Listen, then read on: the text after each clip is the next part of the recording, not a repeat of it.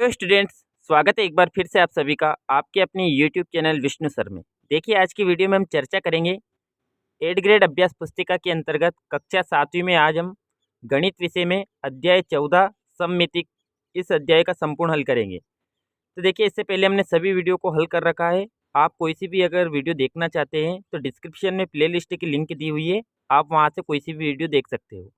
तो आइए video start करते हैं। यहाँ पर दिया हुआ है अध्याय सममिति। अब देखिए, यहाँ पर सममिति का अर्थ क्या होता है। किसी भी आकृति या आकार को समान भागों में बांटना क्या कहलाता है? सममिति कहलाता है। यानी कि समान रेखाओं में बांटना वो सममिति रेखा कहलाएगी। तो यहाँ पर देखिए, अपने आसपास के परिवेश में सममिति दर्शाने वाले कुछ उदाहरण दीजिए। तो जैसे तितली, तितली को हम बीच में 2 समान भागों में बांट सकते हैं।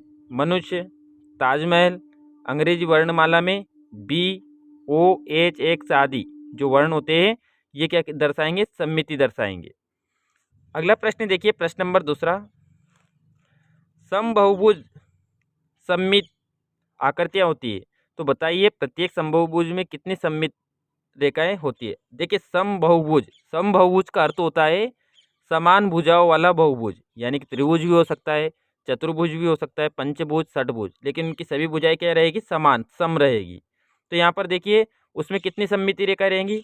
तो जितनी यहाँ पर प्रत्येक समबाहुभुज की उतनी ही सममित रेखाएं होती है जितनी उसकी भुजाएं, यानी कि जितनी भुजाएं रहेगी, क्योंकि सभी भुजाएं समान लंबाई की होती है तो हम उसको उतने ही भागों में बांट सकते हैं। तो इस कह सकते हैं हम कि समबाहुभुज की उतनी सममित रेखाएं होती है जितनी उसकी भुजाएं हैं। अगला प्रश्न देखिए, प्रश्न नंबर 3 दिया हुआ है कि आप निम्नलिखित आकृतियों को सममित रेखा के लिए अन्य क्या नाम दे सकते हैं। जैसे एक समद्विबाहु त्रिभुज है, उसकी जो सममित रेखा होगी उसको क्या नाम दे सकते हैं हम। तो जो समद्विबाहु त्रिभुज होता है उसकी 2 भुजाएं समान होती है, इसलिए उसे क्या कहते हैं? समद्विबाहु। तो यहाँ पर देखिए, जो समद्विबाहु त्रिभुज को 2 समान भागों में बांटेगा वह रेखा क्या कहलाएगी? उसको क्या नाम दे सकते हो? सममिति रेखा को हम नाम दे सकते हैं मध्यिका या शीर्षलंब। एक समद्विबाहु त्रिभुज में सममित रेखा उसकी मध्यिका या शीर्षलंब होता है। फिर वृत्त का देखिए, एक वृत्त में सममित रेखा वृत्त का व्यास होता है, क्योंकि बीच में से हम बराबर भागों में बांटेंगे उसको, तो क्या कहलाएगा? वो उसका व्यास कहलाएगा। प्रश्न नंबर 4 देखिए, अंग्रेजी वर्णमाला के किन अक्षरों में ऊर्ध्वाधर और क्षैतिज दोनों के अनुदिश परावर्तन सममित है। तो यहाँ पर देखिए, ऊर्ध्वाधर का मतलब होता है ऊपर, ऐसे ऊपर, और क्षैतिज का मतलब होता है ऐसे। तो यहाँ पर ऊर्ध्वाधर और क्षैतिज किन में बांट सकते हैं हम?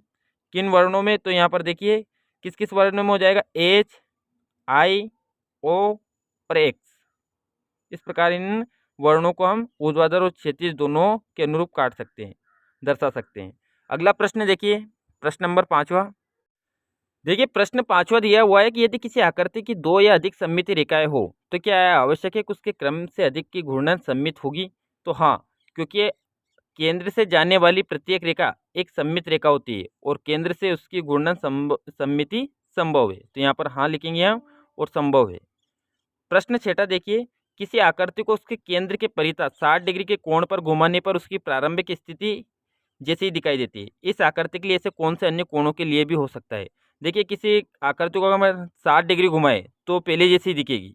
तो ऐसे कौन कौन से कोण में हो सकता है? कितने कितने डिग्री कोण घुमाने पर वो पहले जैसी दिखेगी? तो देखिए, यहाँ पर 60 डिग्री होगा तो 120 डिग्री, फिर 60 और बढ़ा देंगे हम, 180 डिग्री घुमाने पर भी वैसी दिखेगी वो आकृति, 240 डिग्री घुमाने पर भी वो आकृति ऐसे ही दिखेगी, और 300 डिग्री घुमाने पर भी, और 360 आदि कोण हो सकते हैं। इन कोणों को के आधार पर हम उस आकृति को घुमाएं तो पहले के समान ही दिखेगी। प्रश्न नंबर 7 देखिए, प्रश्न 7 दिया हुआ है कि निम्न आकृतियों में दर्पण रेखा बिंदुकित रेखा के रूप में दी गई है। बिंदुकित रेखा में प्रत्येक आकृति का परावर्तन करके प्रत्येक आकृति को पूरा कीजिए, और आप बिंदुकित रेखा के अनुदिश एक दर्पण रख सकते हैं और फिर प्रतिबिंब यानी कि इमेज के लिए दर्पण में देख सकते हैं। साथ ही पूरी की गई आकृति का नाम भी लिखिए। तो देखिए, इन आकृतियों को हमें यहाँ पर सममिति रेखा है बीच में, ये एक भाग है, दूसरा भाग हमें बनाना है इस तरफ। तो देखिए, इस प्रकार हम बना सकते हैं यहाँ पर। तो यहाँ पर देखिए, सबसे पहले जो आकृति होगी, अगर इसको पूरा एक भाग है, एक और भाग बनाएंगे हम, क्योंकि सममिति रेखा है, तो यहाँ पर क्या बन जाएगा हमारा? ये वर्ग बन जाएगा। इसी प्रकार यहाँ पर क्या बनेगा? तो यहाँ पर इस आकृति को पूरा करने पर हमें त्रिभुज प्राप्त होगा। इस आकृति को देखिए, इस आकृति को अगर हम पूरा करेंगे तो यहाँ पर हमें क्या प्राप्त होगा, समचतुर्भुज। इस आकृति को अगर हम पूरा करेंगे तो हमें वृत्त प्राप्त होगा। इस आकृति को अगर हम पूरा करेंगे, ई वाली आकृति को, तो पंचभुज प्राप्त होगा। और एफ वाली आकृति को अगर हम पूरा करेंगे तो हमें अष्टभुज प्राप्त होगा। तो इस प्रकार इन आकृतियों को हमें बनाना है। एक भाग दिया हुआ था, दूसरे भाग को हमें बनाना है, उस आकृति का नाम भी लिखना है। अगला प्रश्न देखिए, प्रश्न 8वां दिया हुआ है कि निम्न आकृतियों में से प्रत्येक में विविध सममित रेखा हो, ये रेखा हो, यदि हो तो उसकी पहचान कीजिए। यहाँ पर हमें ये आकृतियाँ दी हुई थी, हमें इनमें सममिति रेखाओं की पहचान करनी है। तो देखिए इसमें हमने सममिति रेखा बनाई, इस आकृति में ए वाली आकृति में सममिति रेखाएं बनाई। तो यहाँ पर देखिए कितनी सममिति रेखा हो गई, 1, 2 और 3। इसको मतलब यानी कि इस आकृति को हम 3 बराबर भागों में बांट सकते हैं। तो इसलिए इसकी आकृति की जो सममिति रेखा होगी वो कितनी हो जाएगी, 3 रेखाएं। इस आकृति में हमें सममिति रेखाओं की पहचान करनी है, तो इसको एक ऊर्ध्वाधर और एक क्षैतिज काट सकते हैं, इसको 4 बराबर भाग बना सकते हैं। तो यहाँ पर देखिए कितनी सममिति रेखाएं हो जाएंगी, हमारी 2 सममिति रेखा हो जाएंगी। इसी प्रकार सी वाली आकृति में देखिए यहाँ पर भी हम कितनी सममिति रेखा बना सकते हैं, 1, 2 और एक ये 3 बराबर भागों में बांट सकते हैं। तो यहाँ पर देखिए 3 सममिति रेखाएं हो जाएंगी। यहाँ पर देखिए इस आकृति में हम 2 सममिति रेखाएं प्राप्त होंगी। और इसी प्रकार देखिए ई में यहाँ पर हमें 2 सममिति रेखाएं प्राप्त हो रही है। एफ वाली में हमें एक ही सममिति रेखाएं प्राप्त होगी, क्योंकि इस प्रकार ही इसको 2 बराबर भागों में बांट सकते हैं। तो एक सममिति रेखाएं होंगी। प्रश्न नंबर जी में देखिए 8वें का जी, यहाँ पर देखिए सममिति रेखाओं की संख्या कितनी हो जाएगी, क्योंकि ये वर्ग है।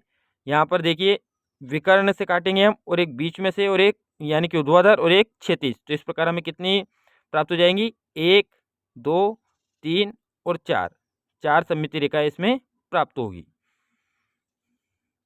अगला देखिए एच वाला, इसमें देखिए यहाँ पर एक वृत्त है, वृत्त में के ऊपर 2 यहाँ पर वृत्ताकार आकृतियाँ दी हुई है। तो यहाँ पर अगर हम इनको सममिति रेखाओं में बांटे तो यहाँ पर इस प्रकार इस सममिति रेखाएं बना सकते हैं। यहाँ पर जो प्राप्त होगी सममिति रेखाएं वो कितनी हो जाएगी, 1, 2, 3, 4, 5 और 6 सममिति रेखाएं हमें प्राप्त होंगी। और चाहे तो इन आकृतियों को हम नीचे बनाकर इस प्रकार बांट भी सकते हैं, या फिर इन्हीं आकृतियों में हम दर्शा सकते हैं कि इनकी जो सममिति रेखाएं वो कितनी है। प्रश्न नंबर 9 देखिए, यहाँ पर देखिए प्रश्न नंबर 9 दिया हुआ है कि प्रत्येक आकृति के घूर्णन सममिति का क्रम बताइए। यानी कि इनका जो क्रम है वो कितने क्रम के बाद में ऐसी कैसी आकृति दिखेगी, यानी कितना घुमाने के बाद वो आकृति ऐसी हो जाएगी। तो यहाँ पर देखिए पहली आकृति को सममिति का क्रम, यहाँ पर 2, इसका क्रम यानी कि 2 बार हम इसको घुमाएंगे तो वापस ऐसी आकृति हो जाएगी। फिर यहाँ पर देखिए बी वाली आकृति को भी हम 2 बार घुमाएंगे तो वैसी की वैसी दिखेगी। यहाँ पर देखिए सी वाली आकृति, यानी कि इसको कितनी बार घुमाना होगा हमें, 3 बार। और यहाँ पर देखिए डी वाली आकृति को 4 बार। इसका सममिति का क्रम कितना रहेगा, 4। अंतिम प्रश्न देखिए प्रश्न नंबर 10वां। देखिए प्रश्न नंबर 10वें में रिक्त स्थानों की पूर्ति कीजिए। तो यहाँ पर देखिए आकार, घूर्णन का आकार दिए हुए हमें, वर्ग, आयत, समचतुर्भुज, समबाहु त्रिभुज, समषटभुज और वृत्त, ये आकार है हमारे पास। इनका घूर्णन का केंद्र क्या रहेगा, घूर्णन सममिति का क्रम क्या रहेगा, और घूर्णन का कोण कितना रहेगा। तो देखिए इसके लिए हम नीचे एक तालिका बना सकते हैं इसी प्रकार की। तो यहाँ पर देखिए आकार है हमारे पास, सबसे पहले वर्ग। वर्ग का जो घूर्णन का केंद्र रहेगा वो क्या रहेगा, विकर्णों का प्रतिच्छेद बिंदु। जो विकर्ण रहेंगे उसका जो प्रतिच्छेद बिंदु रहेगा वो क्या रहेगा, उसका घूर्णन का केंद्र। घूर्णन सममिति का क्रम, यानी कि जो घूर्णन सममिति का क्रम होगा वो कितना हो जाएगा, 4। और घूर्णन का कोण कितने डिग्री का बनेगा, 90 डिग्री का। यानी कि हम 360 को 4 बराबर भागों में बांटेंगे तो 90 डिग्री आएगा। आयत, आयत का भी जो विकर्णों का प्रतिच्छेद बिंदु, जो घूर्णन का केंद्र रहेगा वो क्या रहेगा, विकर्णों का प्रतिच्छेद बिंदु। घूर्णन सममिति का क्रम, यानी कि इसको 2 बार और 2 बार घुमाएंगे तो इसके जो कोण होंगे वो कितने हो जाएंगे, 180 डिग्री और 180 डिग्री। समचतुर्भुज, विकर्णों का प्रतिच्छेद बिंदु रहेगा घूर्णन का केंद्र, और घूर्णन सममिति का क्रम जो रहेगा वो रहेगा 2, और घूर्णन का कोण 180 डिग्री। समबाहु त्रिभुज, मध्यिकाओं का प्रतिच्छेद बिंदु रहेगा, घूर्णन सममिति का क्रम 3, और 3 क्रम रहेंगे तो यहाँ पर घूर्णन का कोण कितना हो जाएगा, 120 डिग्री। यहाँ पर देखिए समषटभुज, इसके घूर्णन का केंद्र क्या रहेगा, विकर्णों का प्रतिच्छेद बिंदु। यहाँ पर घूर्णन सममिति का क्रम 6, तो इसको 6 बराबर भागों में बांटेंगे तो यहाँ पर घूर्णन का कोण कितना हो जाएगा, 60 डिग्री। वृत्त जो रहेगा उसका केंद्र रहेगा घूर्णन का केंद्र, और इसमें घूर्णन सममिति का क्रम क्या रहेगा, अनंत, और प्रत्येक बिंदु पर घूर्णन का कोण प्रत्येक बिंदु पर। अर्धवृत्त, तो इसका व्यास का जो मध्य बिंदु रहेगा वो रहेगा, और घूर्णन सममिति का क्रम 1 रहेगा, इसलिए इसका घूर्णन कोण कितना हो जाएगा, 360 डिग्री। तो देखिए आज की वीडियो में हमने अध्याय 14 जो हमारा था सममिति, उसका संपूर्ण हल किया। अगर वीडियो अच्छी लगी हो तो लाइक करें, चैनल को सब्सक्राइब कर ले। Thank you.